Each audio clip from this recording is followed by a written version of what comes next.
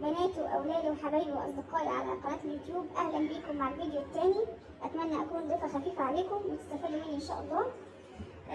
في موضوع هنحاول نتكلم فيه النهارده، موضوع شائك شويه، موضوع الانفصال للاسف بين الزوجين اللي كتر، وللاسف ليه ضحايا كتير جدا هم الاطفال. يعني الاب والام ده سوء اختيار منهم او نصيب في الاول وفي الاخر طبعا. لكن اللي بيدفع ثمن الاطفال، فطبعا بنصح اي واحد او واحده بيسعى لموضوع الانفصال يا ريت يتريثوا. وعلى راي الشيخ عطيه مبروك، يعني ست يا فلانه عايزه اتطلق ويمكن ربنا يعوض، يعني انت هتطلقي من الزوج ده هتاخدي سيدنا ابو بكر. والله كل الازواج واحد وكل الزوجات واحد، مع اختلاف البيئات والتفكير والاسلوب بتاع الطرف الثاني ممكن يحوله، ممكن يبقى خليه انسان هين لين، يعني سبحان الله، يعني بالاسلوب والمعامله.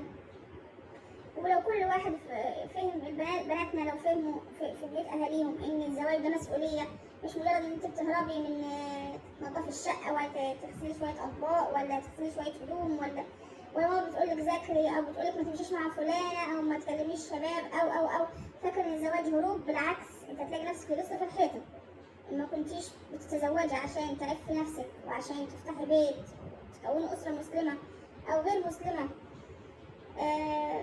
تنفع المجتمع وكده، اي اسباب تانية انسى طبعا. لازم يتوقع الفشل.